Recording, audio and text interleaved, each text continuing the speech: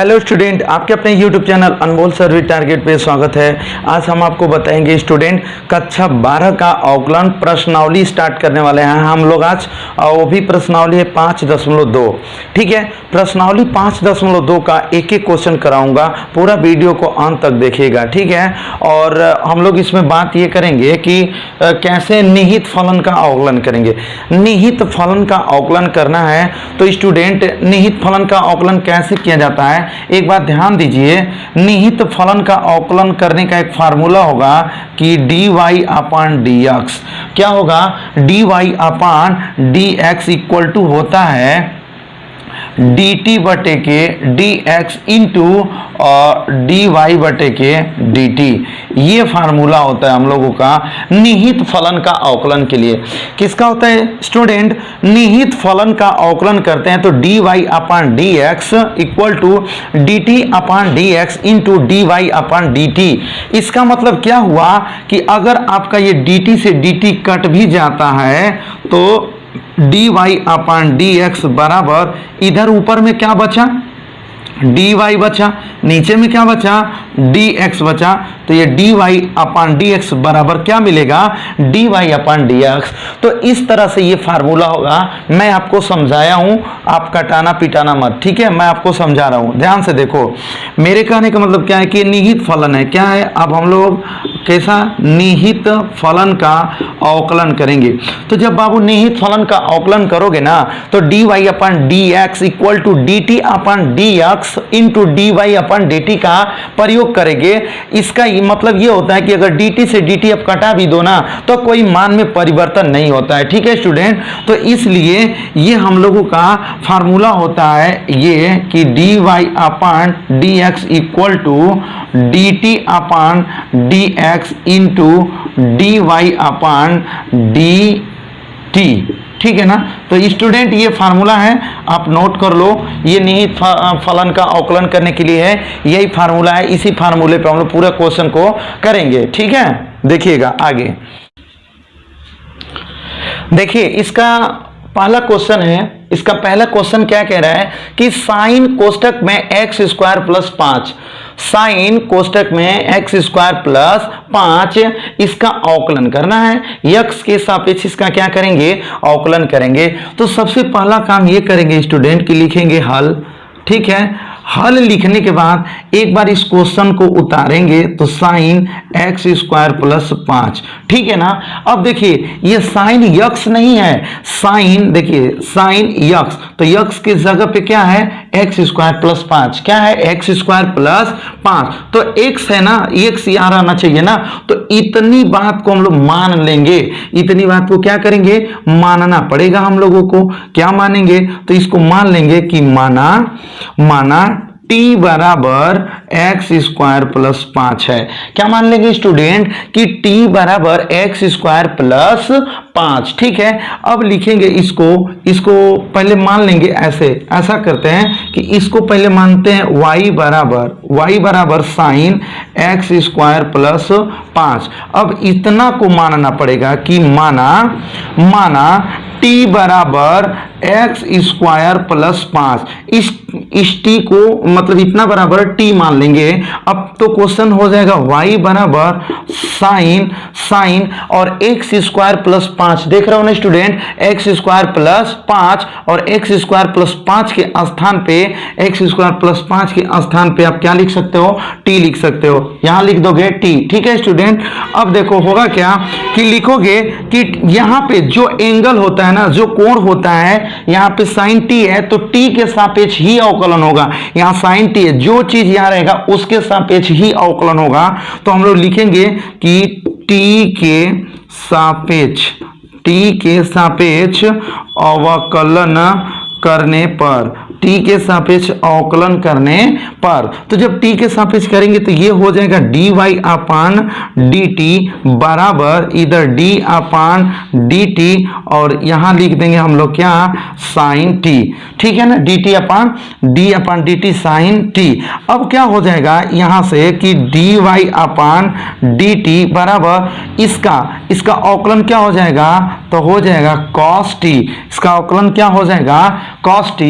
अब अब देखो स्टूडेंट करेंगे क्या कि यहां से dy/dt बराबर ये क्या है, cos है, लिख लो ना cos, और यहाँ पे क्या है t है ना स्टूडेंट, ये क्या है t है, और t का वैल्यू देखो, t का वैल्यू क्या है x² + 5, तो यहाँ रख लेंगे x² + 5, ठीक है ना, x² + 5।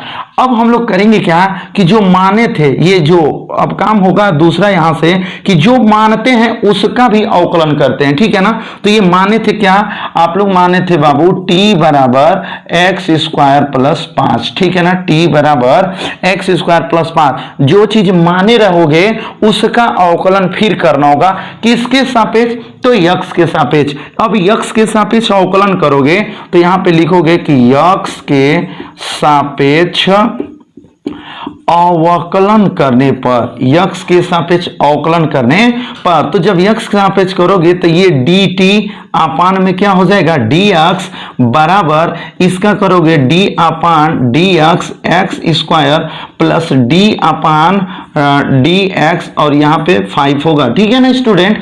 अब करेंगे क्या यहां से कि dt/dx लिख देंगे, dt/dx बराबर ये पहला वाला फार्मूला हुआ ना अवकलन का, उसमें हम बताए थे कि x² रहेगा d/dx x², तो ये जो घात होती है वो आगे आ जाता है तो 2, और फिर इसी x पर जो घात होता है उसमें से एगो माइनस कर देते हैं, और प्लस ये अचर पद है ना स्टूडेंट, अचर पद का अवकलन क्या होता है, 0 होता है। तो यहां से मिलेगा dt/dx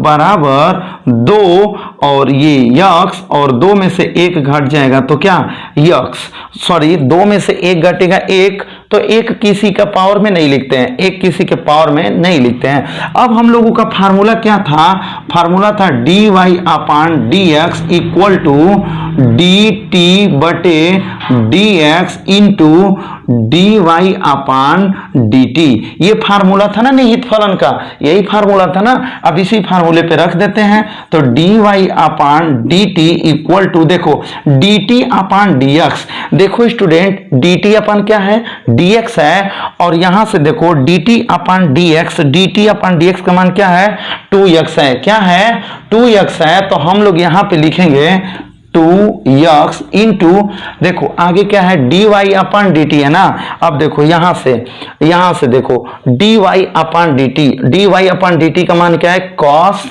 यहां पे लिखेंगे cos और x² प्लस 5, तो एक लाइन और करेंगे dy/dt बराबर 2x cos x² प्लस 5, ये आपका क्वेश्चन का आंसर होगा। इतना हर एक क्वेश्चन में करना होगा स्टूडेंट, इतनी बातें हर एक क्वेश्चन में आपको लगाना होगा, तो ध्यान से देखिए और कॉपी कलम निकाल के नोट भी करते रहो। देखो इतना ही करेंगे, एक बार मैं फिर से बता रहा हूं कि करेंगे क्या कि जो क्वेश्चन होगा उसको एक बार लिखेंगे, फिर इतना को y बराबर मान लेंगे कि y बराबर साइन कोष्टक में x² प्लस 5। अब यहाँ पे साइन के बाद x होना चाहिए, मतलब कोई एंगल होना चाहिए, लेकिन यहाँ पे x² प्लस 5 है, तो इसको मान लेंगे कितना बराबर भैया, मानेंगे t बराबर ये चीज है। तो अब देखिए क्वेश्चन को लिखेंगे y बराबर साइन को भी लिखेंगे, लेकिन इतना बराबर हमने क्या मान लिया है t मान लिया है, तो यहाँ t रखेंगे, t के सापेक्ष अवकलन करेंगे तो यहां तक आएगा। अब यहां के बाद फिर जो माने रहे होते हैं ना, जो माने रहे होते हैं उसका फिर x के सापेक्ष अब अवकलन करते हैं तो 2x आया है, और ये फार्मूला होता है निहित फलन का, ये फार्मूला होता है निहित फलन का इसका। तो इसी फार्मूले पे dt/dx मान 2x और इसका मान cos, बस इसी का इनटू गुणा कर दिए हैं, यही इस क्वेश्चन का आंसर हो गया है। तो स्टूडेंट यहां तक आप नोट कर लो। इसका अगला क्वेश्चन देखिए इसका दूसरा क्वेश्चन स्टूडेंट कह रहा है cos sin x कोष्टक में है, ठीक है ना, कह रहा है कि cos और कोष्टक में क्या है sin x है, इसका अवकलन करना है। करोगे क्या, सबसे पहला काम कि मानोगे कि ये जो लिखोगे हल, और उसके बाद लिखोगे y बराबर ये cos और कोष्टक में sin x, ठीक है ना। अब होगा क्या स्टूडेंट कि इसको देखो cos के बाद x होना चाहिए ना, या फिर फिर कुछ टी होना चाहिए या फिर कोई थीटा होना चाहिए, एंगल होना चाहिए, लेकिन आकाश के बाद साइन है, तो इस साइन यक्स को हम लोग टी बराबर मान लेंगे। ऐसे करेंगे कि माना टी बराबर साइन यक्स, टी बराबर क्या मान लेंगे, साइन एक्स। मतलब क्या कि जहां साइन एक्स होगा वहां हम क्या रख सकते हैं, टी रख सकते हैं। तो देखिए क्वेश्चन है y बराबर कास, और यहाँ पे साइन एक्स है ना, और साइन एक्स को क्या मान लिए हो, टी मान लिए हो, ठीक है ना, यहाँ टी हो गया। अब लिखेंगे क्या कि टी के जो यहाँ पे एंगल होता है ना स्टूडेंट, उसी के सापेक्ष अवकलन किया जाता है। तो टी के सापेक्ष अवकलन करने पर टी के सापेक्ष क्या करेंगे, अवकलन करेंगे, तो हो जाएगा d Y upon D t equal to cos t है ना स्टूडेंट, क्या है कॉस टी, और कॉस टी का अवकलन होता है माइनस साइन टी।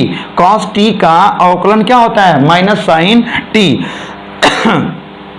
एक बार ऐसे लिख लो, d upon D x cos t. अब ठीक है, अब d Y upon D t equal to d upon D x cos t का अवकलन हो जाएगा माइनस साइन टी।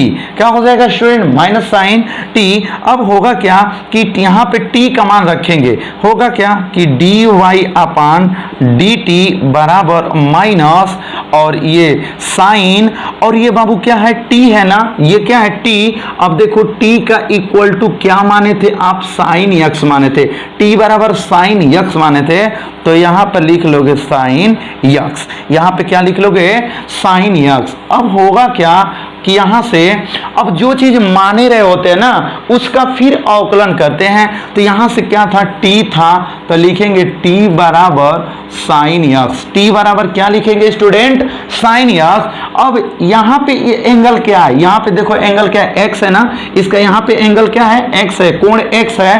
तो अब इसका करेंगे यक्स के सापेक्ष अवकलन करने पर, यक्स के सापेक्ष आप लोग लिखेगा अवकलन करने पर। तो जब x के सापेक्ष अवकलन करेंगे तो ये क्या हो जाएगा, dt upon dx equal to d upon dx और साइन x, ठीक है ना स्टूडेंट।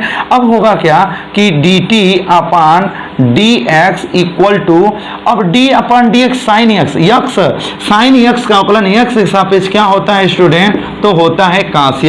क्या होता है, कास x होता है। अब करेंगे क्या कि निहित फलन का वाला फार्मूला लगाएंगे, निहित फलन वाला फार्मूला, निहित फलन का क्या होता है, D Y upon D x equal to होता है D T upon D X into D Y upon D T, ठीक है ना स्टूडेंट। अब इसके बाद करते क्या है कि मान रखते हैं, तो d Y upon D x equal to d T upon D x. देखो d T upon D x का मान कॉस एक्स है, तो यहां लिखेंगे कॉस एक्स इंटू, अब यहां पे कोष्टक लगाएंगे D Y upon D T, क्या है D Y upon D T. देखो D Y upon D T का मान क्या, माइनस साइन साइन यक्स, तो यहां लिखेंगे हम लोग माइनस साइन और कोष्टक में साइन यक्स। अब होगा क्या स्टूडेंट कि इसको लिखेंगे d Y upon D x equal to, minus को बाहर ले लीजिए तो हो जाएगा कास और कोष्टक में साइन और फिर मिलेगा साइन यक्स। तो इस तरह से आपके क्वेश्चन का आंसर होगा, इस तरह से आपके क्वेश्चन का क्या होगा स्टूडेंट, आंसर। तो यहां तक आपको मैं आशा करता हूं कि बिल्कुल समझ में आ रहा होगा, तो जल्दी से इसको नोट कर लीजिए, मैं इसका अगला क्वेश्चन आपको बता रहा हूं।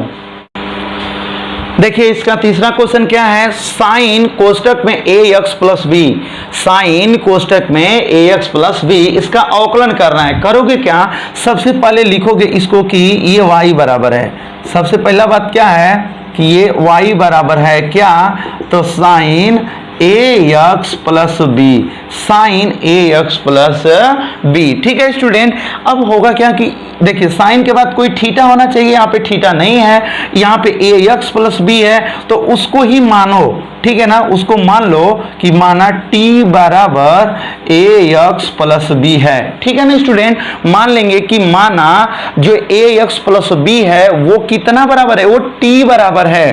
तो अब जैसे क्वेश्चन क्या बन जाएगा कि y बराबर यहां से आप लिखोगे साइन ax प्लस b। देखो ax प्लस b है ना, और ax प्लस b का वैल्यू क्या है हम लोगों का t, तो यहां पे रखेंगे t। ठीक है स्टूडेंट, तो जो एंगल होता है ना, ये जो एंगल होता है इसका अवकलन करते हैं इसके सापेक्ष। तो यहां पे क्या है, t है, तो यहां पे लिखेंगे हम लोग कि t के सापेक्ष अवकलन करने पर, टी के सापेक्ष क्या करने पर स्टूडेंट, अवकलन करने पर लिखेंगे, आप पूरा लिखेंगे टी के सापेक्ष अवकलन करने पर।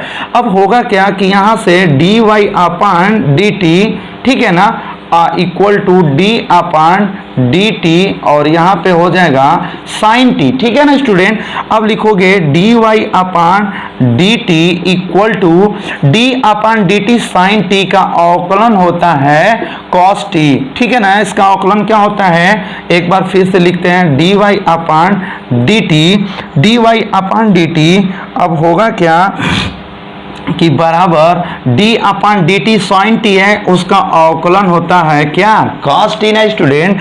अब एक लाइन और dy upon D t equal to, ये cos तो लिखेंगे ही, ये t है ना स्टूडेंट, ये क्या है, t है, और t का वैल्यू क्या है, देखो t का वैल्यू क्या है, ax प्लस b। t के स्थान पर ax प्लस b रख लेंगे, तो यहाँ t है, यहीं पे रखेंगे ax प्लस b। इतना करने के बाद छोड़ देते हैं, इतना करने के बाद हम लोग छोड़ देंगे। अब इसके आगे जो माने रहेंगे, ठीक है ना, तो t बराबर ax प्लस b माने हो ना, t बराबर क्या माने हो भाई, ax प्लस b, तो उसको लिखेंगे t बराबर ax प्लस b। अब इसका अवकलन करेंगे तो जो राइट साइड में होता है ना, जो x दिख रहा है ना, x, इसके सापेक्ष अवकलन करेंगे हम लोग। तो लिखेंगे कि x के सापेक्ष अवकलन करने पर, ये पूरा आप लिखोगे कि x के सापेक्ष अवकलन करने पर, तो क्या हो जाएगा dt upon dx equal to, a तो अचर पद है, कॉमन हो जाएगा, तो d अपान dx यहाँ x plus d upon dx, यहाँ पे क्या हो जाएगा, b हो जाएगा। ठीक है स्टूडेंट, अब यहाँ से करेंगे क्या कि dt upon dx equal to, ये क्या है, a है ना, ये क्या है स्टूडेंट, a है, और ये x के सापेक्ष x का अवकलन, ठीक है ना, क्या होता है 1 होता है, प्लस ये d अपान dx, b अचर पद होता है, b अचर पद होता है, तो उसका अवकलन क्या हो जाएगा, 0 हो जाएगा। अब लिखेंगे dt upon dx equal to, एक गुणा एक में करेंगे तो a होगा प्लस 0, मतलब dt अपान dx, dt अपान क्या, dx बराबर सब मिला के क्या, a, dt अपान dx बराबर सब मिला के क्या, a। अब हम लोग उसके फार्मूले पर रखते हैं, तो फार्मूला हम लोगों का क्या है बाबू फार्मूला है कि dy अपान dx बराबर dt अपान dx गुणते होता है यहाँ पर dy अपान dt।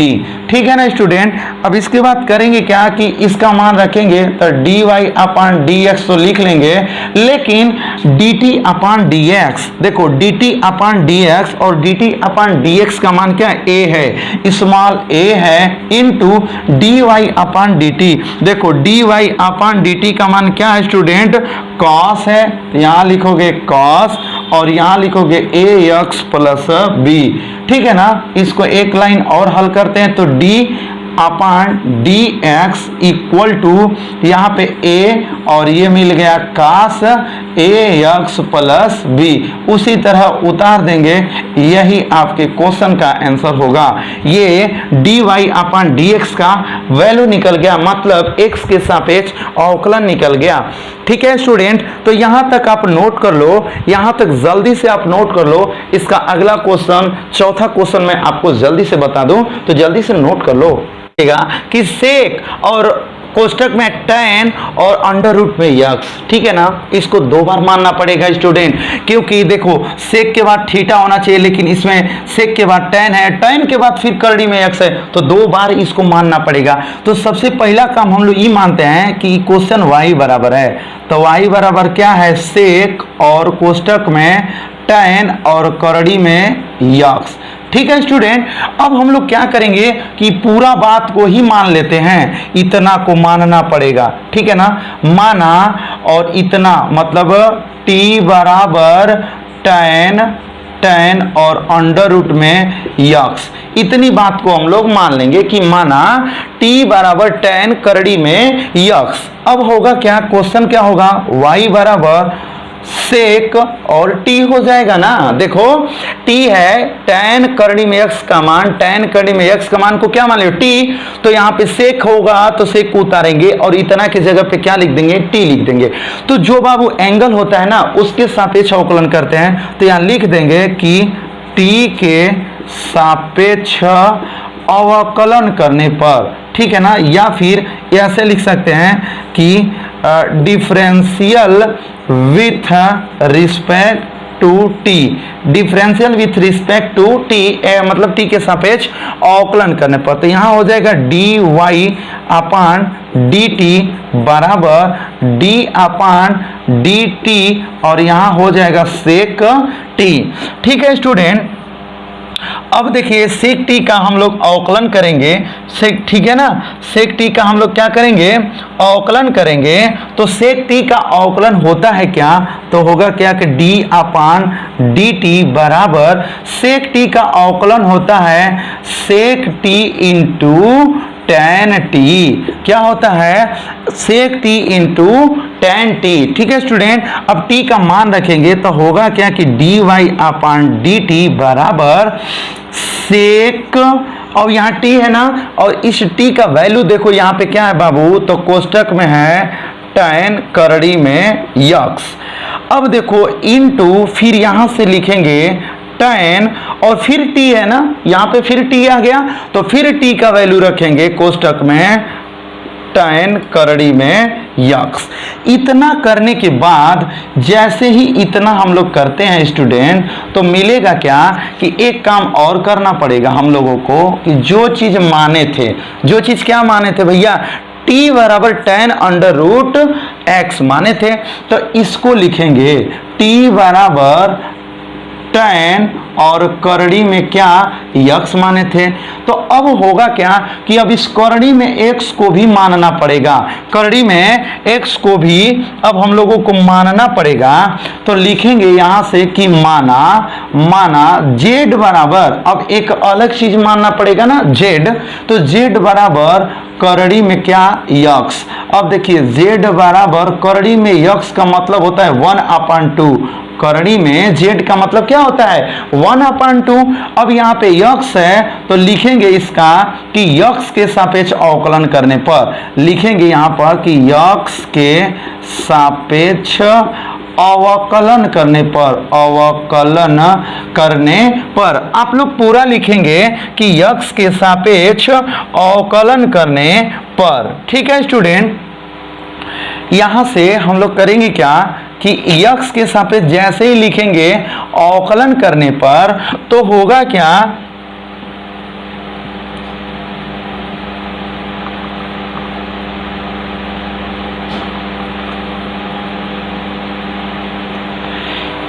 यहाँ पे थोड़ा सा दिक्कत हो गया कि हम लोग z माने हैं। तो स्टूडेंट जब हम लोग मान लिए कि z बराबर करड़ी में यक्स, तो अब ये क्वेश्चन क्या बन जाएगा, t बराबर मिल जाएगा आपको tan, और इस करड़ी के x के जगह पे z माने हो ना, तो अब यहाँ पे क्या हो जाएगा, z हो जाएगा। तो लिखेंगे कि z के सापेक्ष अवकलन करने पर, तो लिख देंगे differential with respect to z, ठीक है ना, differential with respect to z के सापेक्ष अवकलन करेंगे। भाई देखो हम लोग करड़ी में x को माने z, तो tan है ना, तो tan के बाद करड़ी में x है, x को मान लियो z, तो यहाँ पे होना चाहिए z, तो अब z के सापेक्ष अवकलन करेंगे, तो लिख देंगे कि dt upon d z, d T upon d z equal to d upon D t, d upon d z, d upon d z, और यहां लिख देंगे कि tan जेड। ठीक है ना। अब लिखेंगे क्या कि D T upon d Z बराबर, ठीक है ना स्टूडेंट, और होगा क्या कि हम लोगों का tan x मतलब tan z का अवकलन होता है sec स्क्वायर x, और यहाँ पे z है इसलिए हम लोग यहाँ पे क्या लिख दिए हैं z। अब देखो d T upon d z equal to sec square, ये क्या है z, और z का वैल्यू क्या माने थे करड़ी में x, तो यहाँ लिखेंगे करड़ी में x। ठीक है ना। ये वाला एक मान आ गया, आपको मिल गया। ठीक है स्टूडेंट, और एक मान यहाँ मिला था, ये वाला एक मान मिला है आपको। ठीक है ना। अब ये तो दो हो गया, लेकिन आप z बराबर करड़ी में क्या मान लिए थे x, तो अब इसको लेंगे, अब इसको लेंगे भाई, लिखेंगे क्या कि z बराबर करड़ी में x। अब इसको लेंगे z बराबर करड़ी में x, तो अब x के सापेक्ष अवकलन करेंगे, तो z बराबर x का मान होता है अंडर रूट में जब x होता है तो उसका मान होता है x अपान 1/2, x के पावर क्या होता है 1/2 होता है। तो ठीक है स्टूडेंट, अब करेंगे क्या कि लिखेंगे इसका कि differential with respect to x, differential with respect to x बोले तो x का अवकलन करने पर, x के सापेक्ष अवकलन करने पर, तो यहाँ पे होगा क्या d z upon D x equal to यहाँ पे d upon D x x के पावर 1/2। ठीक है ना, x के पावर 1/2। अब होगा क्या स्टूडेंट कि एक बात ध्यान दीजिएगा, यहाँ पे d z upon D x equal to इसका मान हो जाएगा, ये पूरा का मान होगा 1/2 under root x।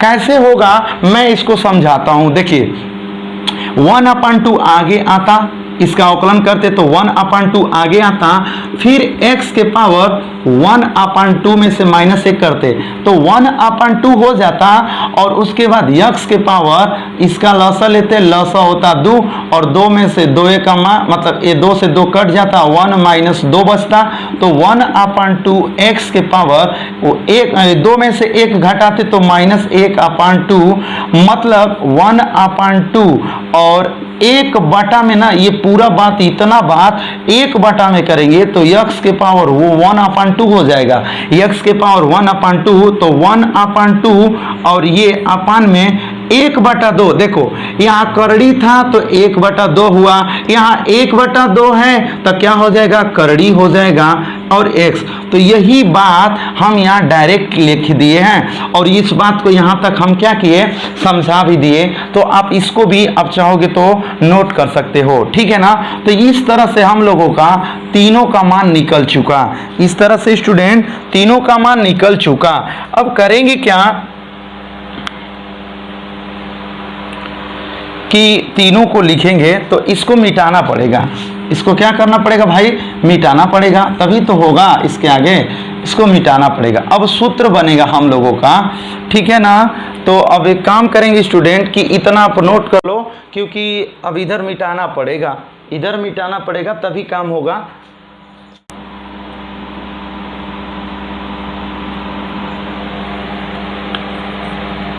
D Y, यहां से क्या होगा d Y upon D x equal to होगा क्या कि इसको लिखेंगे सबसे पहले डी जेड बटे के डी एक्स, डी जेड बटे के डी एक्स इंटू, अब दूसरा वाला पे क्या होगा यहाँ पे कि डी टी अपान में डी जेड इंटू, अब ये तीसरा वाला होगा क्या डी वाई अपान में d t, d Y upon में डी टी।